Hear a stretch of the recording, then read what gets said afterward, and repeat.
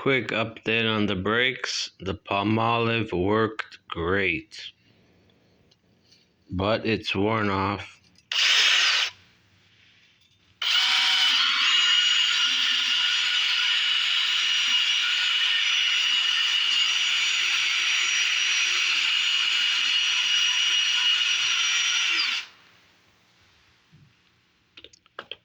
And they're making a bit of noise again.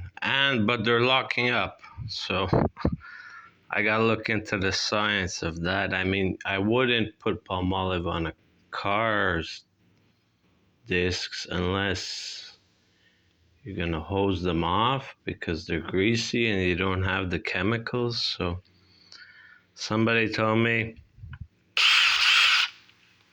do it with power. So I'm gonna try that out and let you guys know how it went. Thank you.